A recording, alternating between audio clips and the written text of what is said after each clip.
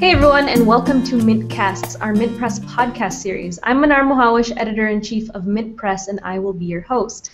Gaza is in flames, 3 Israeli teens are now dead, Palestinian children have become victims of revenge attacks by Jewish settlers for the death of those 3 teens, that we have yet to know who even killed them. And now there's rumors of a third Intifada on the horizon. Israeli politicians are being blamed for stoking the settler violence against the children and blatant racism against Palestinians, as politicians like Netanyahu and many more called for vengeance on Twitter and in speeches for the death of the 3 Israeli teens. Tensions are high, but thanks to social media and people of conscience, the world saw for the first time in a very long time the racist and violent culture of Israeli settlers after 17-year-old Mohammed Abu Khdeir was kidnapped, then forced to drink petrol, and then burned alive by those settlers. Now even U.S. media is paying close attention to the events there after an American 15-year-old was nearly beaten to death by Israeli soldiers for passing by the wrong place at the wrong time. And here to talk about what's happening on the ground as clashes continue across the country is journalist Sheren Khalel, who is Palestine and Israel freelance correspondent for MintPress as well as for Vice, Middle East Monitor, and Man News Agency. Also joining me today is Matthew Vickrey, who is also a Palestine and Israel freelance correspondent for MintPress, as well as for Vice, Middle East Monitor, and the Middle East Eye. Now, Sheren and Matthew, I've been in frequent contact with you both for the past week or so, and it sounds like clashes are basically taking place all over the country, and so many neighborhoods, including Christian communities, are now taking to the streets. Sheren, I'll start with you. What's the latest on the ground in Palestine and Israel in terms of clashes, and what are the Palestinians calling for? Well, at the moment, there's clashes happening across East Jerusalem, and we're also seeing places in the north, Haifa and Tayyib, as well as you mentioned, the Christian neighborhood of Nazareth. It's quite uncommon to have this many clashes happening across Israel proper instead of just inside the West Bank. But in the West Bank as well, Palestinian neighborhoods, there's clashes day and night pretty much at the moment. As far as what they're calling for, Hamas has called a few times from Gaza for the start of a third Intifada. There's lots of talk about it on the ground. Everyone's still kind of waiting to see if that's where this is going to go or not. Okay, and you mentioned cities across the West Bank. I mean, what cities are those? All of them. Even here in Bethlehem, where I'm located at the moment, there's clashes every night for the past 4 nights. We're expecting them tonight as well, actually. They go on for 4 to 5 hours through the night. Ramallah, up north in Jenin and Nablus, and Hebron. I mean, it's throughout the West Bank, really, and they're happening nightly since Mohammed Abu Khdeir was found dead. Okay, and Matthew, what are Israeli politicians saying now after the violence has erupted? I know before they were making xenophobic remarks. What is it like now? What are they saying now? The rhetoric now has calmed down dramatically from more mainstream politicians. Netanyahu now is trying to retract some of the comments he made previously in the wake of the discovery of the 3 Israeli teens that are found dead in Hebron. But the damage seems to have already been done. There's a lot of social commentators in Israel that are still calling for vengeance attacks, and they seem to be being heard. We are getting a lot of rallies happening in Israel, especially in Jerusalem, where you have 200, 300 people gathering together and chanting xenophobic chants. They're pretty much hate rallies, and people who are going out and looking for Palestinians to lynch. There's, as you mentioned, social media has kind of brought to light a lot of these issues, and a very casual look on YouTube, and you can find videos of Israeli extremists now going out and stopping cars and looking for Palestinian taxi drivers. So the rhetoric from Israeli politicians has died down a little bit, but as far as I'm concerned, the damage has kind of been done in that respect. And now there's been a lot of talk that this violence and xenophobic rhetoric has been a part of the, this right-wing settler culture. Today I read an op-ed by the editorial staff at Haaretz, which is an Israeli newspaper, and even they are calling for a cultural revolution because of how much xenophobia, racism, and violence as part of the culture and even education system of Israel. Can you tell me a little bit about that, Matthew? It seems that settler culture has really been allowed to flourish for the past 10, 20 years. And there's a lot of parties now within the Knesset that have been, especially since the start of the Second Intifada and the end of the Second Intifada, really allowing this culture to flourish, whereby settlers are seen as at the forefront of Zionism, at the forefront of Israel as being a Jewish state, and for that reason they are really held in quite high regard in Israeli society. So they've kind of been allowed to get away with whatever they've wanted to up to this point. Especially the phenomenon of price tag attacks. We see attacks on Palestinian businesses, on Palestinians themselves, a lot of hate graffiti happening day in, day out here anyway. But that's certainly been escalated within the last week. And now we're starting to see attacks being really quite violent by settlers, such as the death of Mohammed Abu Khader, and there's been a couple of lynching attempts on children here in the West Bank recently as well. And I think what's even more shocking is that most of these settlers are actually Americans that have gone to live in these settlements. Is that correct? I'm not sure that most are Americans. I mean, I know that. I certainly can. Go ahead, Sheren. Go ahead. I know that is in existence, and that is definitely a demographic. I have not seen the numbers to know that most are Americans, but it is part of the problem. And as far as the price tag attacks go, like we saw from the very beginning when it first started happening, it was more graffiti, hate speech, things like that, maybe some vandalism, and there was the left-wing population of Israel kind of calling out like this is a slippery slope. And we're seeing now the definite escalation. I mean, obviously with Mohammed Abu Khader's murder, but also with, as Matthew said, they're stopping cars, or last week a rally went into McDonald's looking to lynch someone, and it's a huge escalation. Price tags went from graffiti to actual, like, real violence. And Sheren, I know that you've attended, and both of you have both attended these, not attended, but more gone to cover these clashes. What are the Palestinians saying on the ground? I mean, apart from Mohammed Abu Khader's death and murder, what are people so frustrated about? I guess just being pushed and pushed, and there's really been no good outcome for them so far. I mean, there's a lot of rage from Mohammed Abu Khader's death for sure. I mean, that kind of, I guess, was the last straw. There is definitely a lot of rage and a lot of kind of the attitude like we're not going to take it anymore. So. What I'm asking, is this a response to the continuation of the occupation? Absolutely. I mean, I definitely think so. There's a lot of that talk, and a lot of talk of perhaps a third intifada. Some people are already saying it started already. I'm not sure if we're going to look back at this and say this was the start or not. But I mean, definitely it's an outcome of the occupation. I mean. Okay. And I know you both also attended the funeral of Mohammed Abu Khader. I mean, how was that? How was the family? And I know, emotions were running very high, but how was attending that funeral? Absolutely heartbreaking. Go ahead, Matthew. Yeah, so I was going to say exactly the same. There was quite a level of grief there, but there was quite a level of rage.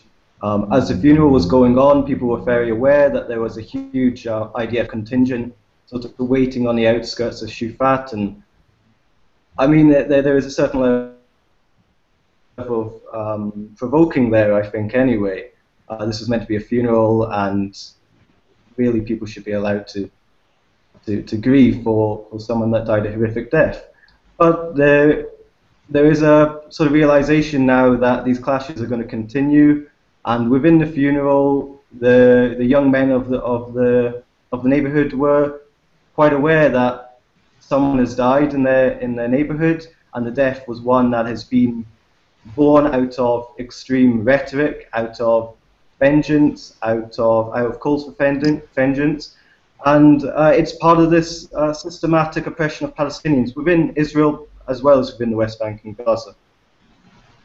And when you mentioned like the family and the neighborhood being provoked, are you referring to the accusations that were being made by the IDF and including the family at the very beginning? Of course, this has been proven false, but that Muhammad Abu Khtair was actually murdered by his father for being gay.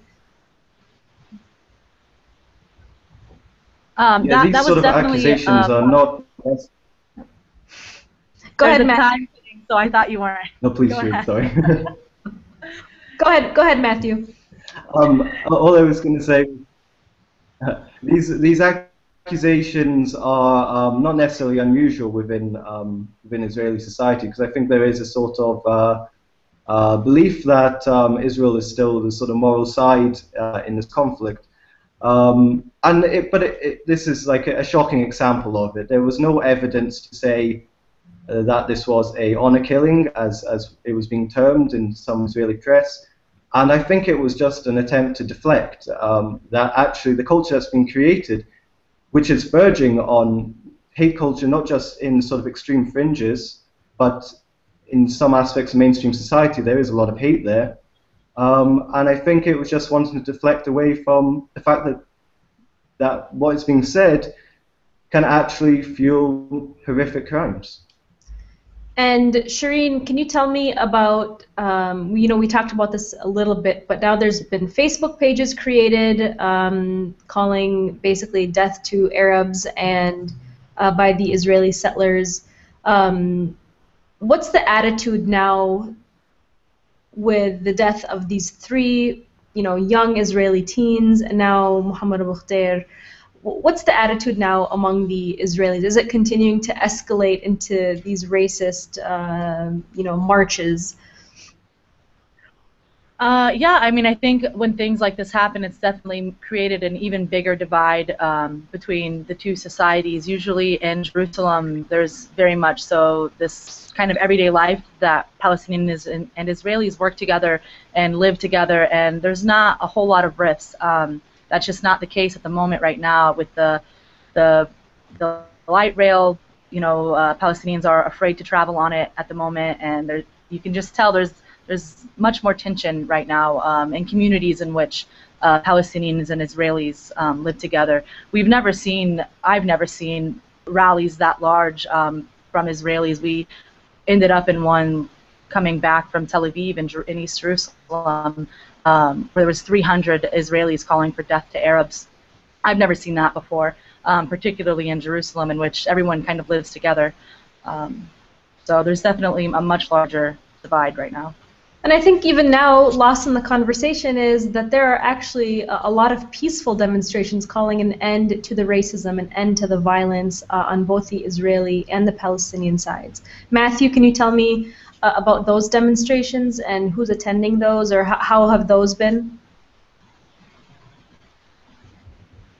There was a rather large one. I say large because the Israeli left-wing, the anti-Zionist left-wing rather than left-wing Zionists, it is still quite small, but there was at least 1,000 people in Tel Aviv last night, I believe, rallying against hate rhetoric and against these marches that have been happening daily in Jerusalem especially. So there is a small population that are willing to get out there on the streets and oppose what's happening, and they're very vocal about it, and a lot of praise has to be given to them, because if you're left-wing in Israel, if you're anti-Zionist in Israel, you're quite often shunned by mainstream society. So it's good to see. It's really good to see, and yeah, you're right. These rallies shouldn't be forgotten about.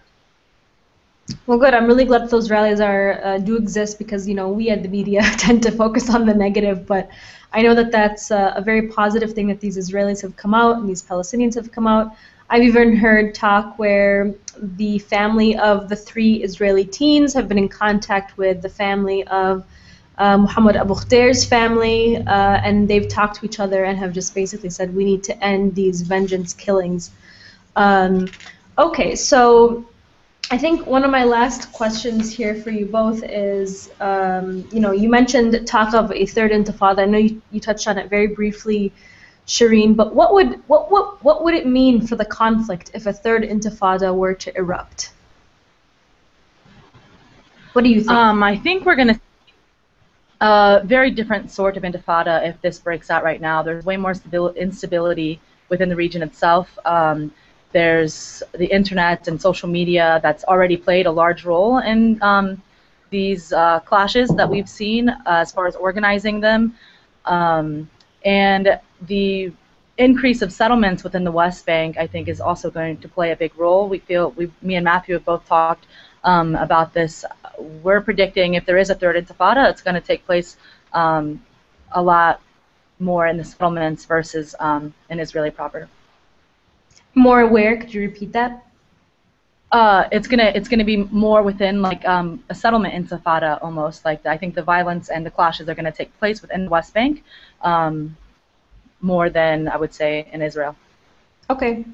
And Matthew and Shireen, either one of you can talk about this, but what have you noticed in the difference in American media coverage? I know you're over there in the West Bank and in Jerusalem, but what have you noticed in the media, American and Western media coverage that's different this time around in covering the clashes and the uprisings and so forth, and the violence there?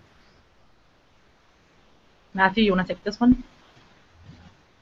I think in terms, yeah, of course. I think in terms of the coverage we're seeing from American outlets, from European outlets, it seems sort of relatively the same, except the coverage of Mohammed Abu Khader was and his death, his murder, was at least better covered than I would have expected it to have been, say, 10 years ago. I think there's still a lot more that can be done. I think sometimes this conflict is still put across as a dichotomy between two religions, when really it's not. It's a conflict that's based on settler colonialism with two unequal sides involved, and there are Christian Palestinians here as well as Muslim Palestinians. It's not this dichotomy of Jewish Israelis and Palestinian Muslims. And like we've seen this in Nazareth and Bethlehem over the last 2-3 nights.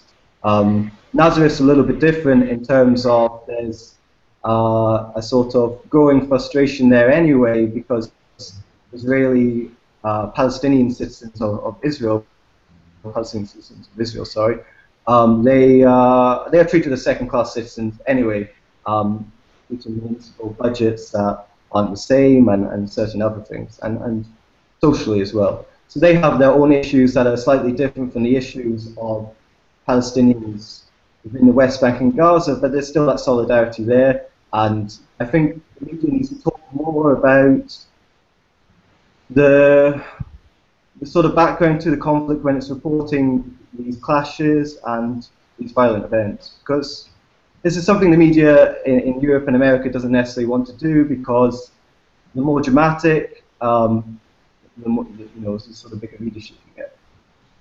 Well, and I think you just debunked that myth that this is a Muslim versus Jew conflict. This is a human rights conflict that has to do with settler colonialism. But go ahead, Shireen.